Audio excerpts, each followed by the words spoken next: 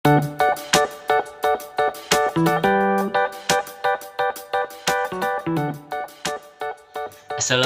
warahmatullahi wabarakatuh. Apa kabar semuanya? Perkenalkan, nama saya Fajarul Ilmi, mahasiswa Pendidikan Agama Islam UIN Sunan Kalijaga. Nah, pada kali ini saya akan menjelaskan video tentang tata cara bagaimana sholat fardu yang sesuai dengan ajaran agama Islam. Mari kita simak penjelasan berikut. Sebelum masuk ke materi, marilah kita berdoa bersama dan membaca basmalah. Semoga ilmu yang kita terima bisa bermanfaat untuk kita dan orang lain. Bismillahirrahmanirrahim. Materi yang pertama tentang pengertian sholat. Sholat berasal dari bahasa Arab yaitu as-sholah. Secara bahasa, sholat artinya doa. Secara istilah, sholat berarti ucapan dan gerakan yang diawali dengan takbiratul ihram dan diakhiri dengan salam menurut syarat dan rukun yang sudah ditetapkan. Adapun, sholat merupakan tiang agama dan sebuah hadiah yang diberikan kepada Allah Subhanahu wa Ta'ala kepada umat Nabi Muhammad SAW melalui Isra dan Mi'rajnya. Adapun, syarat dan rukun yang sudah ditetapkan akan dijelaskan di materi berikutnya. Mari kita simak materi selanjutnya. Kemudian syarat-syarat sholat. Syarat-syarat sholat terbagi menjadi dua, yaitu syarat wajib dan syarat sah sholat. Adapun syarat wajib yaitu satu, beragama Islam, yang kedua baligh, dan yang ketiga memiliki akal yang sempurna. Sedangkan syarat sah sholat yaitu pertama, suci dari hadas kecil dan besar, menutup aurat baik laki-laki maupun perempuan, dilakukan di tempat yang suci, yang jauh dari kotoran ataupun najis. Kemudian yang keempat, masuknya waktu sholat.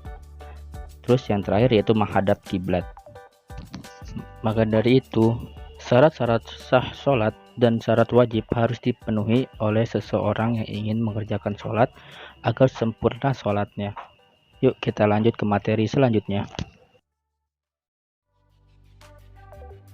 Materi selanjutnya yaitu rukun-rukun sholat yang terdiri dari 18 rukun. Yang pertama niat, yang kemudian berdiri jika mampu, selanjutnya takbiratul ihram, dan yang keempat membaca al-fatihah, dan yang kelima yaitu ruku. Selanjutnya tumaninah di dalam ruku, terus i'tidal, bangun setelah ruku, terus tumaninah di dalam i'tidal, terus sujud 2 kali dalam setiap rakaat, terus tumaninah di dalam sujud, duduk di antara 2 sujud di setiap rakaat, dan tumaninah di dalam duduk di antara 2 sujud. Kemudian duduk tasyahud akhir, membaca tasyahud di dalam duduk tasyahud akhir, membaca salawat untuk Nabi SAW di dalam duduk tasyahud akhir setelah membaca tasyahud, kemudian membaca salam yang pertama, kemudian niat keluar dari sholat, dan yang terakhir yaitu tertib. Maka rukun-rukun sholat yang tadi dijelaskan harus dilaksanakan oleh seseorang yang ingin sholat. Jika rukun tersebut tidak dilaksanakan, maka tidak sah sholatnya. Adapun materi tentang rukun-rukun sholat yang lebih detail akan dijelaskan saat bab tata cara sholat fardu. Kemudian yang selanjutnya materi tentang hal-hal yang membatalkan sholat. Yang pertama yaitu berbicara.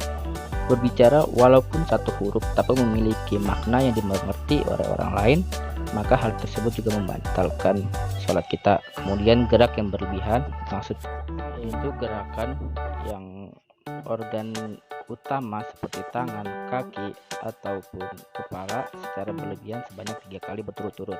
Kemudian keluarnya hadas kecil dan hadas besar, dan terkena najis yang dimaafkan. Kemudian terbukanya aurat dengan sengaja saat ibadah, terus merubah niat, kemudian membelakangi kiblat, makan dan minum saat sholat, kemudian tertawa terbahak-bahak maupun tertawa secara pelan, dan yang terakhir saat kita sholat yaitu murtad. Maka hal tersebut telah membatalkan kita dari ibadah sholat kita. Adapun hal-hal yang membatalkan sholat hendaknya dihindari agar sholat kita menjadi sah dan sempurna. Nah, selanjutnya kita akan membahas bagaimana sih tata cara sholat yang baik dan benar menurut ajaran Islam. Dan pada video kali ini saya akan menjelaskan tentang tata cara sholat fardu, yaitu yang pertama sholat fardu subuh yang akan kita simak di materi berikutnya. Mari kita simak penjelasan berikut ini. Tata cara sholat fardu subuh.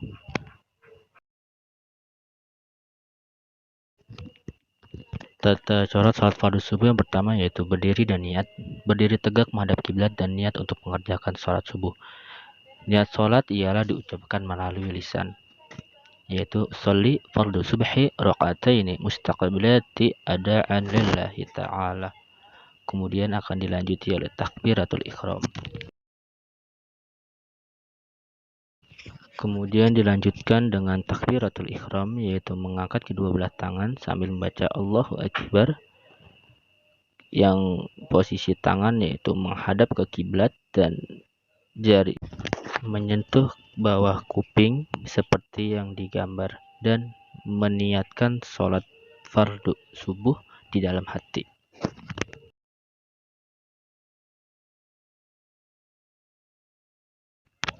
Selanjutnya setelah takbiratul ihram, selanjutnya membaca doa iftitah, al-fatihah, dan surat pendek. Adapun membaca doa iftitah merupakan sebuah kesunahan, dan membaca al-fatihah merupakan salah satu rukun wajib sholat, dan membaca surat pendek merupakan sebuah kesunahan. Adapun menyedapkan tangan, yaitu tangan kiri di bawah tangan kanan, merupakan kesunahan yang diajarkan oleh baginda Nabi Muhammad SAW, dan posisi yang paling utama yaitu mesedapkan di bawah dada kiri.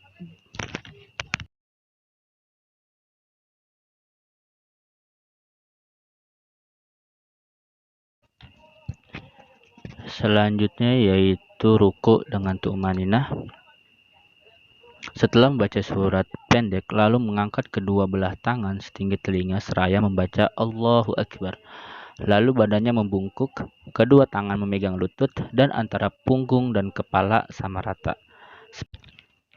Kemudian membaca Subhana Rabbiyal Azimi wa bihamdihi sebanyak 3 kali.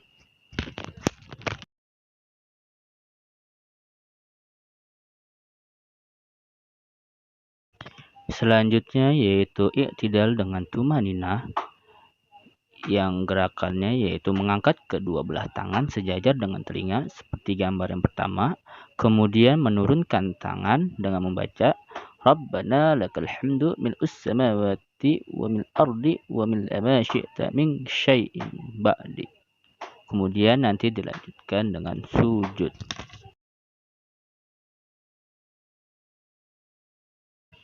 Setelah i'tidal, lalu sujud dengan meletakkan dahi, hidung, kedua telapak tangan, kedua telapak jari kaki ke bumi, dan ketika turun ke bumi seraya membaca Allahu Akbar dan membaca tasbih Subhana Rabbiyal A'la wa bihamdihi sebanyak 3 kali.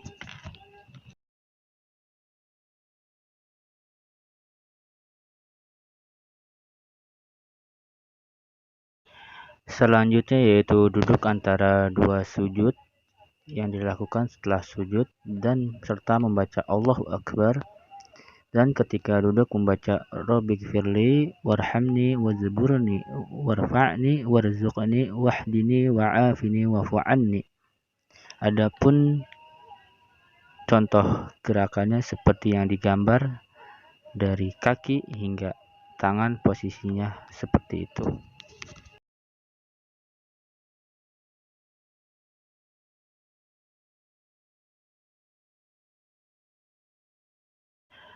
Kemudian setelah duduk antara dua sujud, selanjutnya melakukan sujud yang kedua dengan membaca Subhana Rabbiyal A'la wa bihamdihi, kemudian bangkit seraya baca Allahu Akbar, kemudian mengulangi kegiatan dari Al-Fatihah hingga ke i'tidal, karena pada sholat subuh ini terdapat doa khusus setelah i'tidal, yaitu qunut. Adapun tata caranya akan dijelaskan pada slide berikut.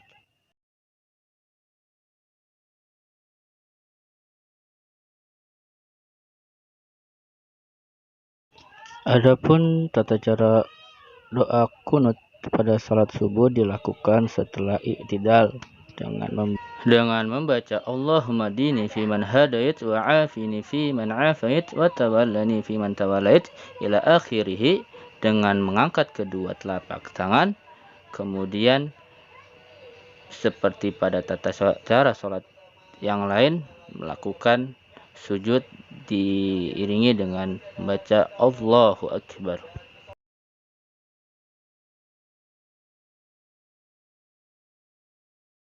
Kemudian tata cara sholat fardu subuh yang terakhir, yaitu duduk tahiyat akhir, karena pada sholat subuh tidak ada tahiyat awal. Adapun bacaannya yaitu at-tahiyatul mubarakatus salawatut thayyibatulillah assalamu alayka ayyuhan nabiyyu wa rahmatullahi wa barakatuh ila akhirih.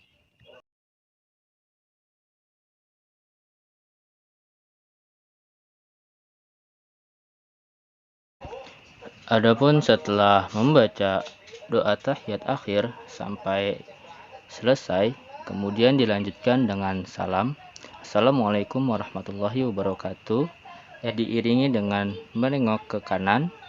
Kemudian Assalamualaikum warahmatullahi wabarakatuh diiringi dengan menengok ke kiri, dan diakhiri dengan tertib dari Al-Fatihah hingga salam harus dilakukan secara berurutan agar sesuai dengan aturan yang telah ditetapkan oleh Islam dan rukun sholat.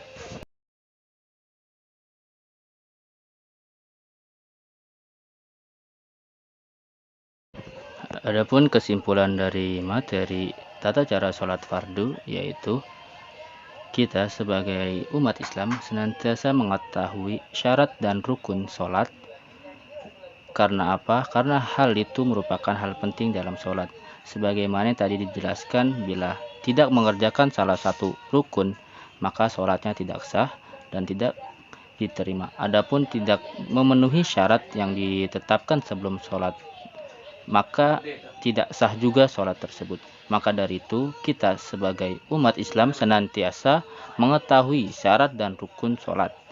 Karena hal tersebut sangatlah penting untuk kita mengetahui hal tersebut demi tidak dikenainya hukum tidak sah dalam melakukan sholat. Mungkin cukup sekian.